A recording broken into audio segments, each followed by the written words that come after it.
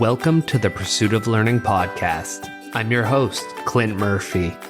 My goal is for each of us to grow personally, professionally, and financially, one conversation at a time. To do that, we will have conversations with subject matter experts across a variety of modalities. My job as your host will be to dig out those golden nuggets of wisdom that will facilitate our growth. Join me on this pursuit. Jeff Leisawitz burns with a mission to inspire writers, artists, filmmakers, musicians, and every other creative human to amp up their creativity, heal their hearts, and shine in the world. This is exactly what we dove into in our conversation. Jeff's book, Not Effing Around, the No Bullshit Guide for Getting Your Creative Dreams Off the Ground. Join us and just effing start whatever it is that you're looking to do.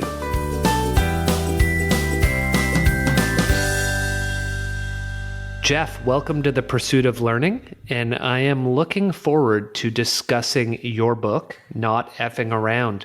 In fact, you start the book off with a bomb, saying there are two ways we can engage with the world, either fucking around or not, and that fucking around tends to be the typical choice that people make. Can you unpack that for us? Yeah, absolutely. So, not effing around is, in my opinion, just sort of tuning into yourself, understanding what your dreams, what your desires are for a powerful and rich life, and then moving towards that on a daily basis. And that does not have to mean the biggest dreams in the world, being a movie star or winning a Nobel Prize or, something like that. It just means being true to yourself and having the courage to step forward and to, move towards that.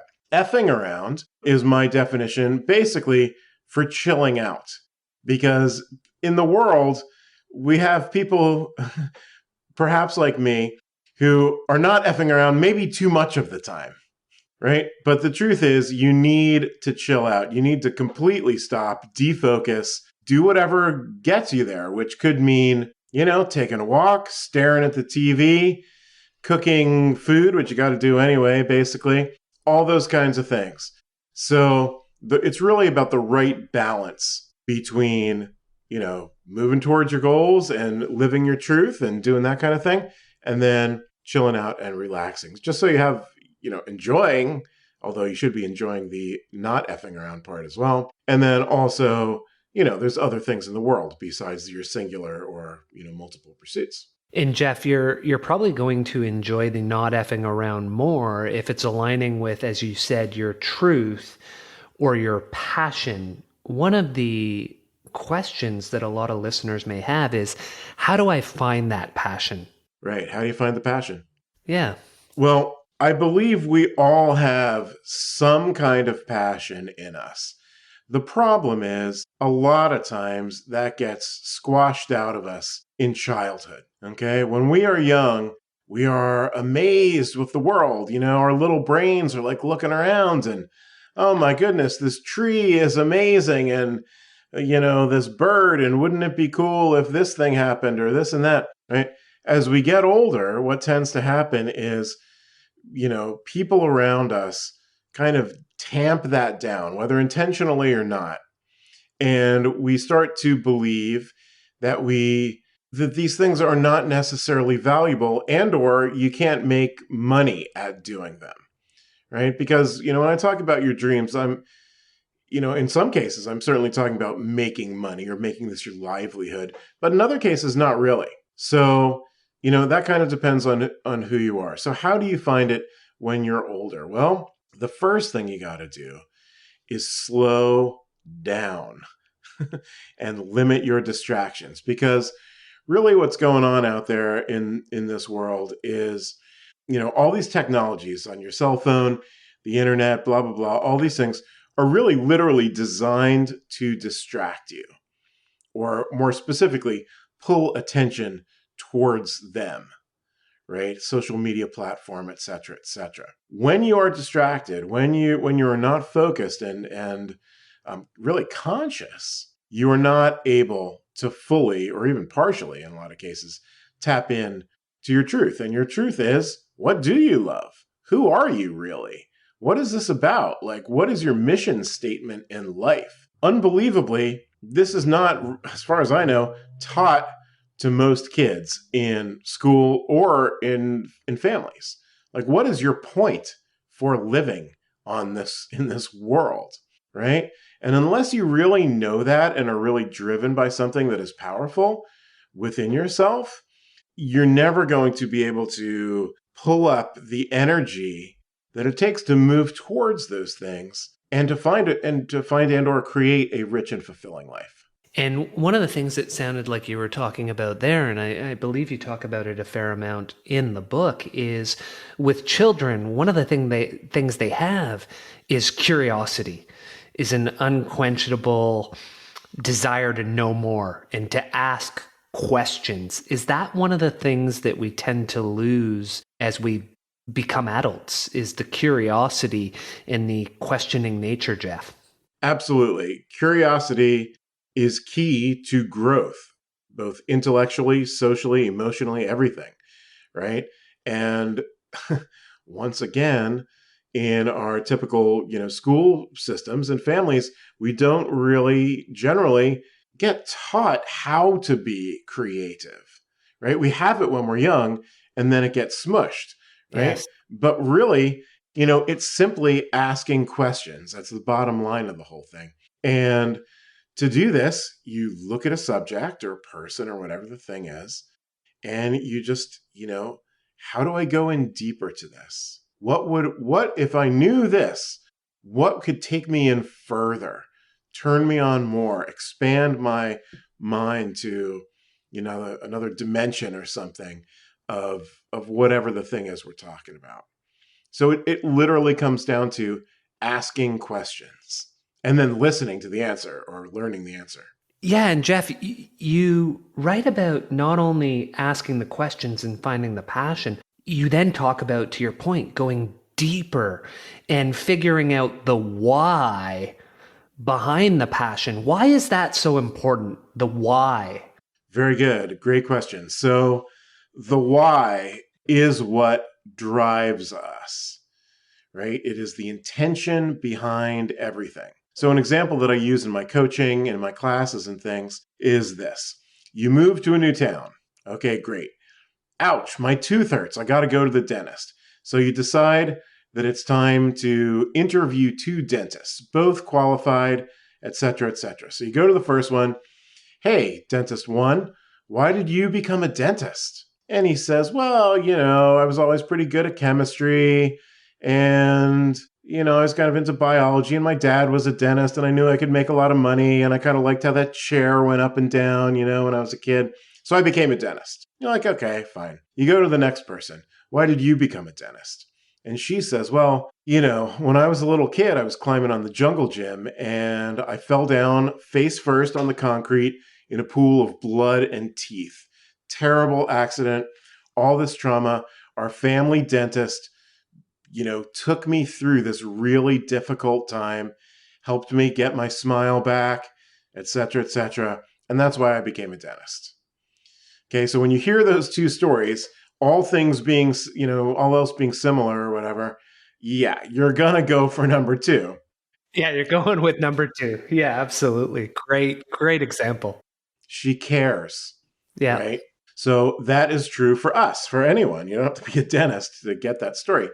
So, one of the things that we look at in the coaching and in these classes is what in our past has been an emotionally potent experience, either positively or negatively. Okay, and when you can identify those kinds of things, that can help you understand your why.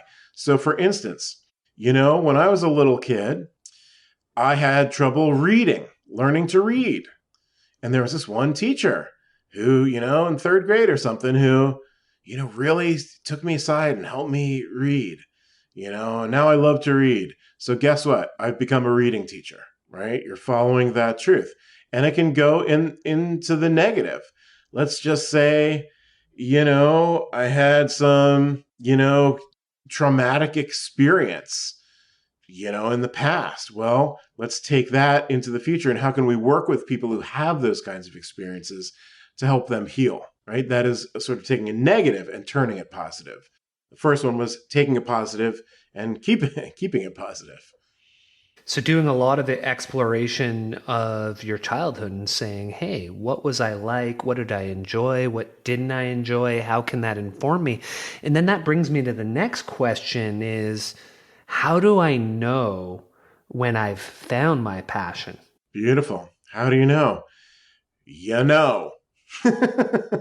Because you're lit up, right? You feel it not just in your mind, but in your body and in your heart.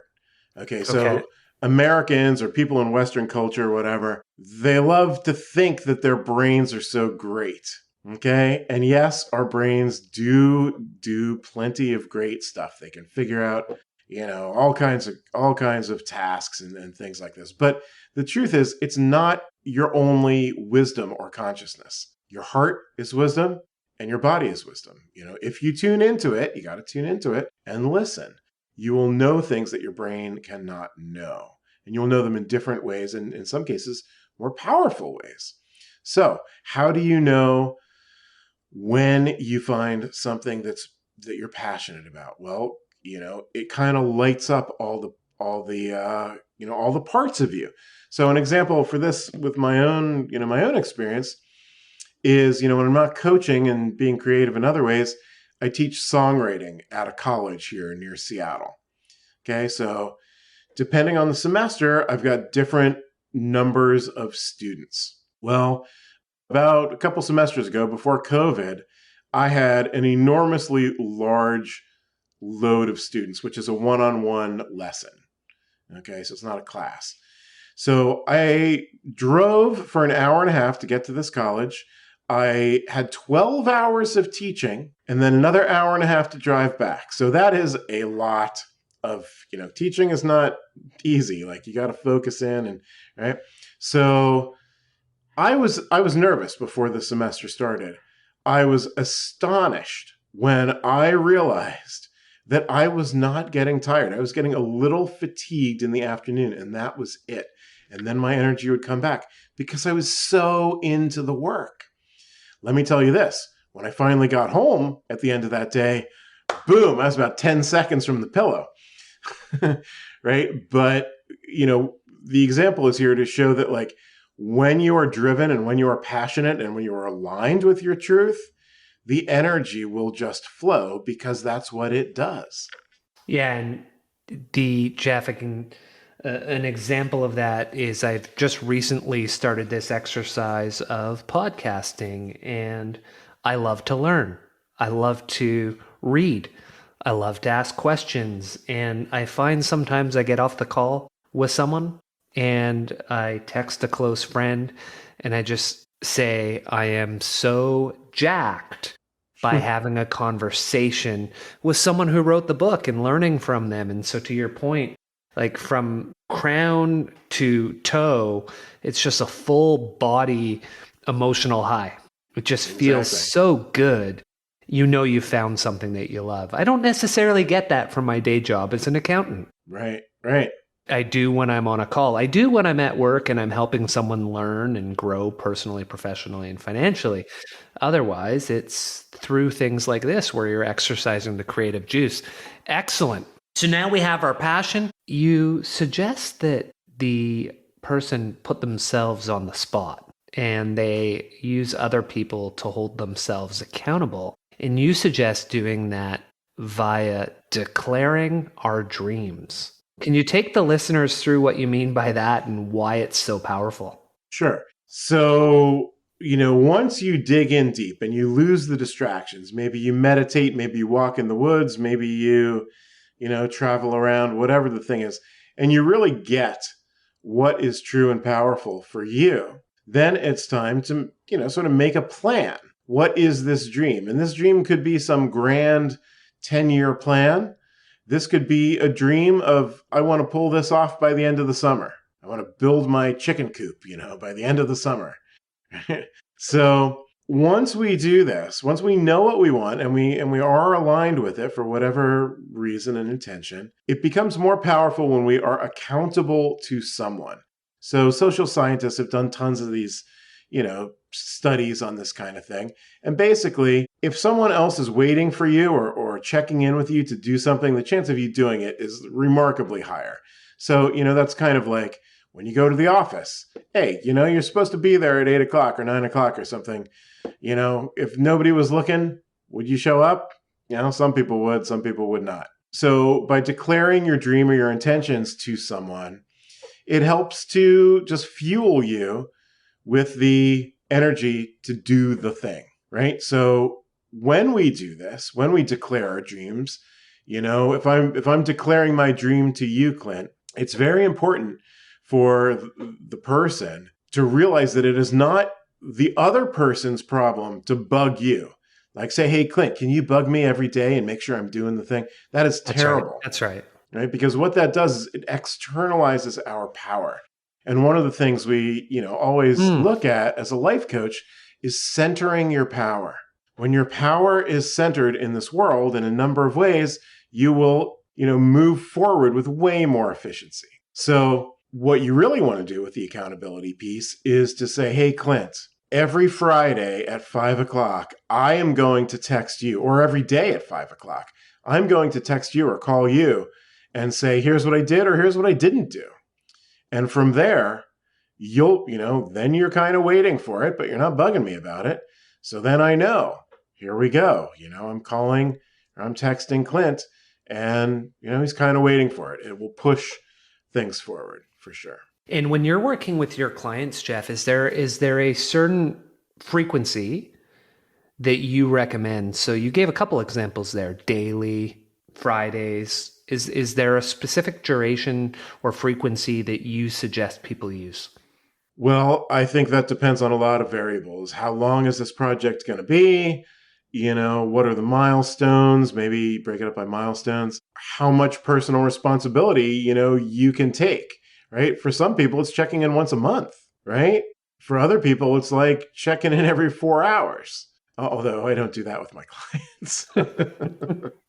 That would be quite challenging to respond. Right, but I've definitely done daily where I get texts all day and night. I got clients all over the place, and they're like sending me their sketches that they did or their blog post or their, just like I'm doing it, right? So it works. And in the coaching situation, what I always do is, give the concept to the client. So, hey, Clint, here's the concept. And then, I would either invite them to say, like, how about you do this every day? Does that sound right to you or not? Because the truth is, I don't know the truth. The client always knows the truth if they can quiet down, lose those distractions, open up their consciousness, and, understand what is good. What's good for me is, texting you every Saturday at noon. Okay, great. I had no idea why. I don't know, and I don't even need to know. Mm-hmm. And so how easy is it to get, because it's a very important concept you raised right there, is that they already know the truth. How easy is it to get them to realize that piece of the puzzle? Well, sometimes it's very easy and sometimes it's very difficult. It depends who the person is and how, what's going on in their psychology. Mm-hmm. So as a coach, I work on two levels. One is what I call the outer world, which is how can we make better systems for you? How can we, replace a crappy habit with what I call a superstar habit, things like that. And then the inner world is the psychology that drives us. Okay, so almost everything, if not everything, that we consciously believe, do, react to, etc., is driven by something subconscious somewhere within us. And if these things are, these things are built into us when we're kids, these are generally beliefs about the world or identities about ourselves. Okay, between those two things, that covers a whole lot of territory. So if these things are positive and useful, That's great. Hey, I believe I'm a smart, charismatic guy who can do anything. Okay, that's a good inner world to start working with. If the inner world is saying, when things get hard, I just quit, right? A lot of people have that one running. So we got to go in there and, sort of work on the psychology of what's happening there, dismantle that, and, get some new pathways going in the brain so that both the inner world and the outer world are aligned. And that's when you're going to start to see some real progress. That makes a ton of sense. One of the most often quoted lines on the show is, until you make the unconscious conscious, you will be led by it and call it fate, by Carl Jung. So it absolutely makes sense that you want to attack that underlying unconscious belief. And you talked a bit about meditating. One of the things that you said that I found very powerful was your statement around how from the present moment, we can influence the future. Can you walk our listeners through how they can do that, which was through your future self exercise? Okay, so, on the sort of street level of this, it's pretty obvious, but people still somehow miss it. And that is, in the present moment is where all of the action is. Right? The past already happened, and you're never actually going to get to the future. The future becomes the present, right? At least in the way our brains work. But we never actually go to the future, right? The future kind of comes to us. So if that's true, which it is, the only way to change the future is to act in the present. And it is always the present, so it is always time to act if you want to change your future. If you don't want to change your future, keep doing the same thing you're doing, and you're basically going to have a very similar life 2 years, 5 years, 20 years from now. And that's fine if you're all cool with everything in life, but I haven't met anyone like that. It would be nice to. Yeah. It would be nice to, exactly. With the exercise that you are describing in my book, I do these guided meditations with clients. That's also in the book there. And it's basically, first you get into that meditative state, because that's always key. If your brain is going too fast, it's not going to work. You have to drop into your body, into your heart. From there, we kind of take a time machine to a future version of yourself or someone who's like you, but who's not you, and see what they have done to get to this ideal state. Whether it's, it's a new job, or you start a business, or you're pursuing whatever dream it is, right? Because all potentialities exist, right? For you and for everybody and for the world. So if you can deeply tap in, not through your brain, but through your consciousness, right? The mind, heart, and body, into, wow, here's a successful version of what I want. You will then be able to clearly see, well, geez, what did this person do to go from where I'm at to where they're at? They studied something. They went to school. They practiced every day. They got new friends. They got a mentor. They bought the equipment that they needed and did it every Sunday afternoon. I don't know, but they do, right? And there's plenty of things that I can tell people, here's smarter ways to do this and that. You might want to consider it, X, Y, Z. But the truth is, once again, everybody knows their own truth. So if they can get into that space and access that, then they have the blueprint. Then they have to do the thing. Like, having the blueprint's great, but you still don't have the house.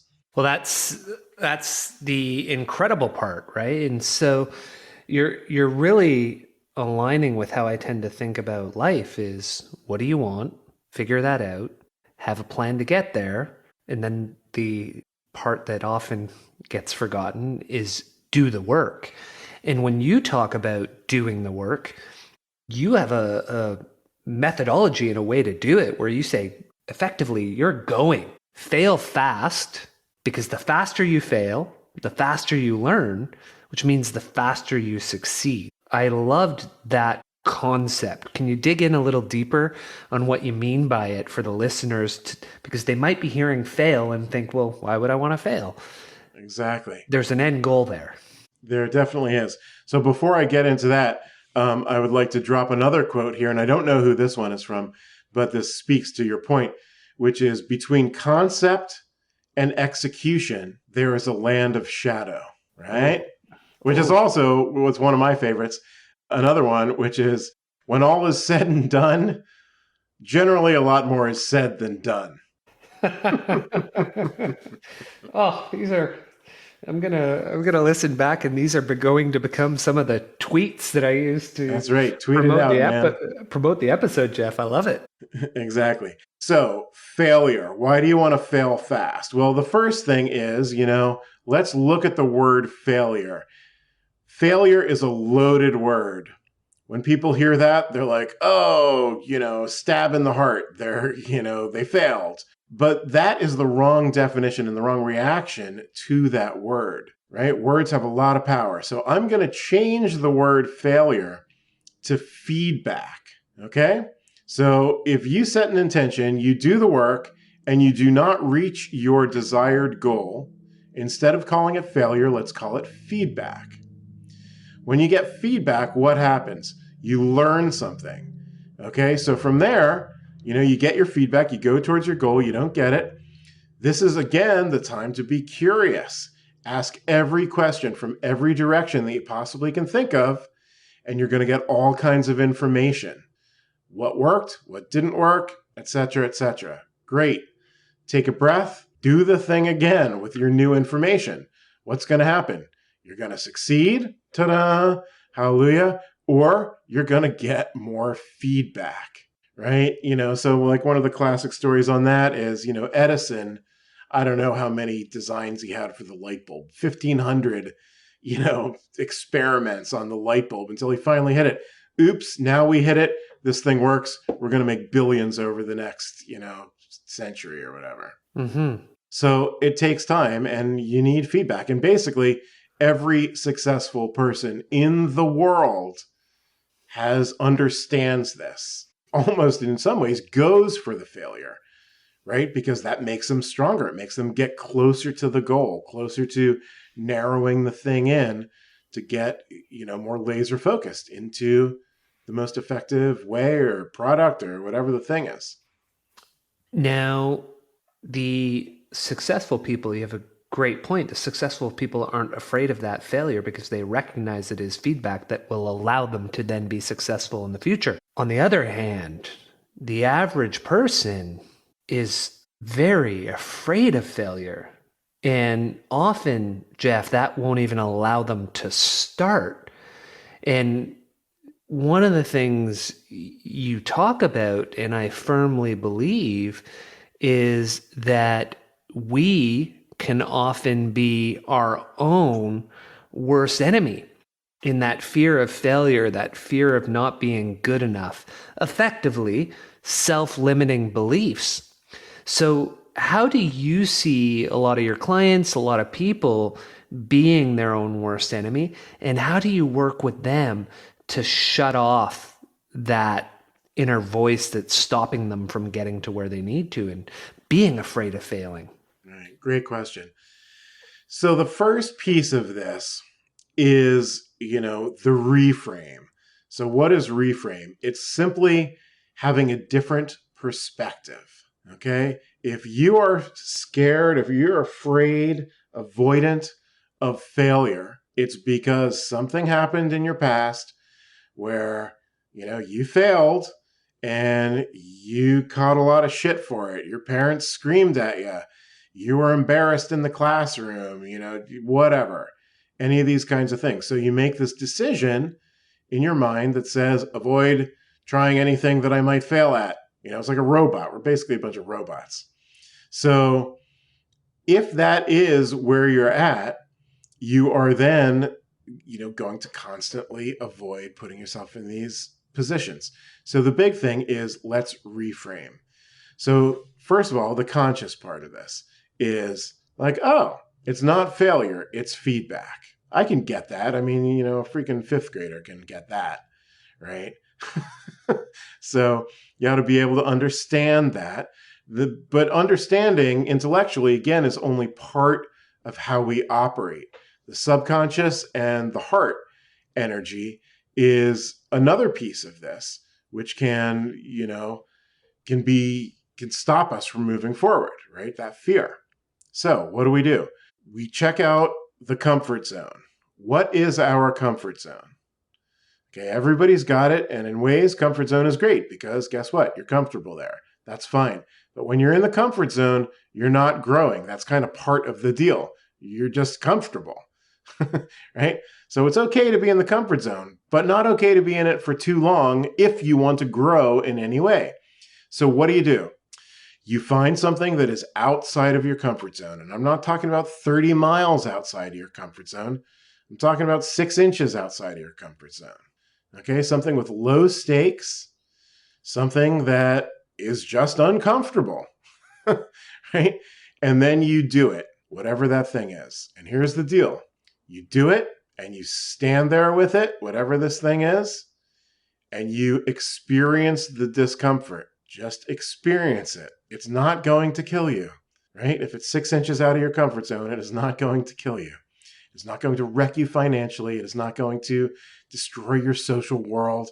None of these things. So you stand outside of your comfort zone and you breathe and you feel that discomfort, and eventually it is going to subside. And guess what? When it does, that will indicate that the comfort zone has expanded to match you. Right? And this is a huge deal because this means you've just expanded as a person, whether it's emotionally or creatively or in business or whatever your thing is, right? You're just expanding as a person. Great. So now my comfort zone is 6 inches bigger. Do it again. Do it again. And then later, maybe you want to take 3 feet outside your comfort zone because, geez, you're getting some confidence now. And by the way, confidence is not built by succeeding, contrary to popular belief. Confidence is built by doing the thing, continuing to do the thing that you failed at. So not by the result, by the action itself. By the process, exactly. So the fact that I continue to take action day in, day out towards the goal, whether it's success or not, I continue to take action. I continue to follow the process. And it's that process that allows me to build the confidence in myself. Exactly. Okay. Exactly. And that confidence will eventually get you to your goal.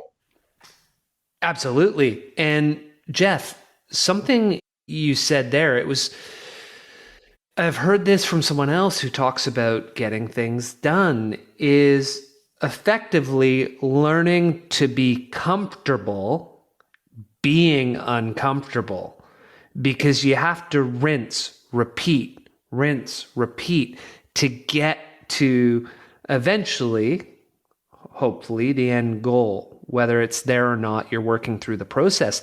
But if you want to be successful, you're always effectively going to be uncomfortable. Is that reasonable? I wouldn't say you're always going to be uncomfortable, but you will be uncomfortable enough that you know it. Gotcha. Okay. And part of that comes down to the choices that you make. And so you're saying choose to be uncomfortable. Take a step 6 inches out, maybe 3 feet. You feel that our life is always the result of our choices. How can our listeners use that thinking, and we can unpack it for them, to drive forward in life versus remaining stagnant? So I'm not sure I quite understand the question. Can you hit me with that again, please? One of the statements you write is that our life is always the result of our choices. Mm-hmm. How do the users take that thinking to move ahead in life? Okay, so if our choices are going to create different results in our life and thus change our life, the question then comes to, what are the decisions we're making? Why are we making them? And are we even conscious of them? So I am very big on the consciousness aspect of this whole thing, right? Because just like your Jung quote, if you're not conscious of what is driving you, the same things are just going to keep happening, right? So the more conscious you are, the more you can put intention into your choices, have the courage to take action on those choices, and then you will see the results of those choices. It's not that difficult, the concept. That doesn't mean it's not difficult to do, right? Because if you're locked in, patterns of thinking and decision making, for 45 years in a row. And then suddenly it's like, hey, why don't you do the exact opposite of that? That's hard, but that's where the growth is. Yeah, it's one of those ones, Jeff, one of my favorite sayings that I heard a year or two ago that just really sticks with me for a lot of this stuff we're talking about. It's simple. It isn't easy, but it's really simple. Right. It's like a lot of things in life. It's like, how do you have a good relationship? Love your partner. Duh. Right? Is it that difficult? Sometimes it is, right? Yeah. But the concept isn't. I don't know if you've ever heard of the video. I think the video is called The Fat Smoker. And it was a smoker who was overweight, and he quit smoking and he got in shape. And he starts in his video, he says, a lot of people think it's really, really difficult. I'll boil it down. Eat less, exercise more. It's really, really simple. It isn't easy, but it's right. So I always, I never forget that video, because everything in life, we tend to like to overcomplicate it. So before we get to open-ended, I want to just read two of your quotes that really resonated with me, and then we can unpack them and dive into some things that are really firing you up right now, Jeff. And the first one was, if it is genuine and authentic, it doesn't really matter if you achieve your goal or not, because you truly love the process. And the second one, which is on the page right beside it, was, when you create with truth, the universe knows it and will give you back something valuable. Do you want to unpack those two for our readers and take them through what you were meaning when you wrote that? Sure. So in our modern culture, we're somehow indoctrinated into this concept that the product, like the goal, is the most important thing. However, many people will find that if they get to the goal that, they held up on high, they're not all that thrilled with it once they get it anyway, right? I mean, you hear these stories with celebrities. Oh, I'm the biggest star in the world and I'm miserable. You're like, oh, really? Seems odd, but I get it. So you got that kind of thing. Thus, the process, doing the thing to get towards your goal, if you truly love that, and again, like we were talking about earlier, if we're aligned with our truth and all this and that, the joy is in the doing, not the attaining. Okay, we all want some feedback, some positive, successes and things like that. So that's definitely part of it too. But it's really the balance, right? If you hate your job every single day of your life, is that really worth the paycheck? I mean, I can't see it, right?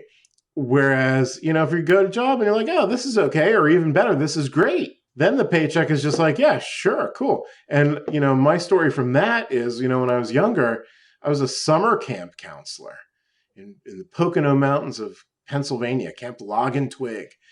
So for 2 months, I would go out into the summer, I would go out into the woods, and, these crazy screaming kids all over the place, for 2 months. And I loved it. I just loved it. It was so fun, the wilderness and the kids and just playing around constantly. And then at the end of the summer, they would give me a check. And I literally couldn't believe it. I'm getting paid to have fun. I'm getting paid for this. Really? Amazing. So, that was one of my early experiences where I'm like, this is the kind of work, not the summer camp, but this is the conceptually kind of work that I want. I want to do things. I mean, I get the same thing with coaching, really, and teaching, the students at the college. I'm like, this is great. Like, literally, if I had millions of dollars in the bank, I would still do this for free. I don't, so I still have to get paid. Yeah, exactly.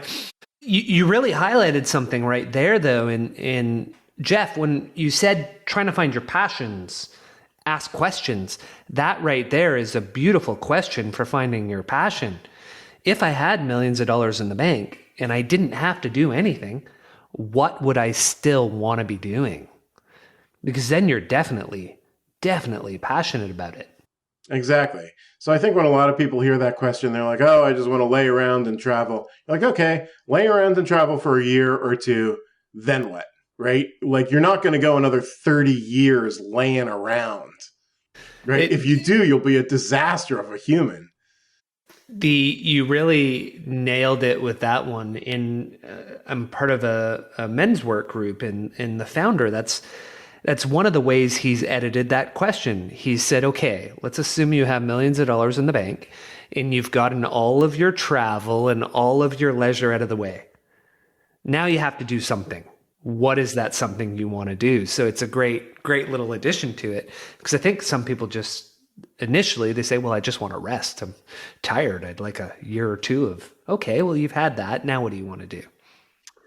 And when you create with the truth, the universe knows it and will give you back something valuable. What do you mean by that? Okay, how weird can I get on your podcast? You can get very weird. Oh, good. Okay, great. Yeah. So there's the physical world, which we generally think we operate in. And then there's the metaphysical world, right? And that's the energy that's surrounding us and things we can't see and science can't prove and stuff like that.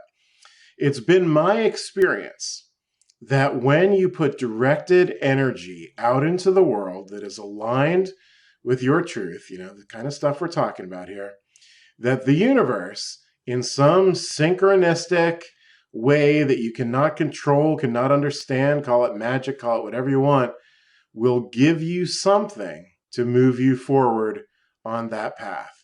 Now, let's just say that this is not always, and even oftentimes, what you think it's going to be. Okay, when I was younger, I wanted to be a rock star. Madison Square Garden, touring the world, all that. I somehow, through this kind of process, got this job, teaching songwriting. I never even knew that was a job. I never even thought of it, right? And I am so grateful for this gig. I get to hang around with college students, help them tap into their truth, their creativity, and express it. Like, oh my God, right? That's the universe giving that to me. Didn't get to be a rock star, but I got to do this. And I know it's aligned and I know it's connected in some ways. It's kind of like what our friend Mick Jagger used to say. You can't always get what you want, but you try sometimes to get what you need. I love it. That's a great answer to that question. Jeff, I know we booked in for 45 minutes and we're coming up to the end. So I want to check in with you. What haven't we covered from Not Effing Around or just in general that you want to say to the listeners?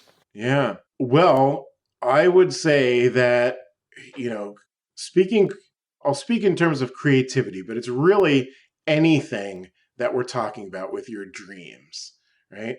And that is, at its best, creativity is a way for us to be seen, expressed, healed, and connected. Okay, when we have the focus and the authenticity and the courage to step in to our dreams, whether that's business or health or a creative thing or whatever it is, right? That we will be seen because we are being expressed. Okay, there is always a sense of healing because healing is really just a defragmentation, something coming together into a cohesive whole. Right? If you've never followed your dreams or your truth before, believe me, you're going to be healed in a way by following your dreams.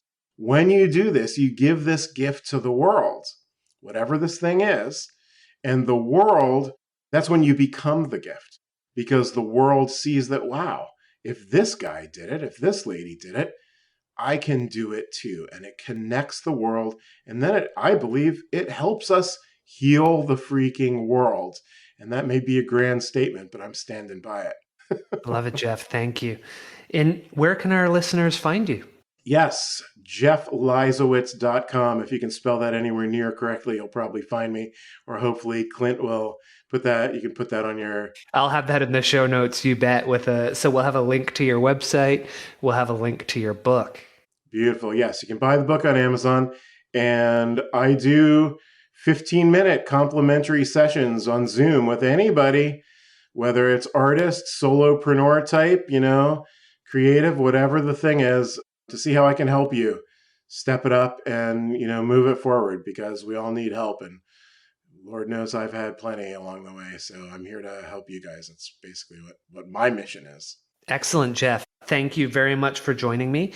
And yeah, everyone, have a read, and you're going to learn a fair bit about everything we just talked about and more. That was the teaser for what you'll see in Not Effing Around. Excellent. Thanks, Jeff. Thank you. Thank you for joining us on The Pursuit of Learning. Make sure to hit the subscribe button and head over to our website, thepursuitoflearning.com, where you will find our show notes, transcripts, and more. If you like what you see, sign up for our mailing list. Until next time, your host in learning, Clint Murphy.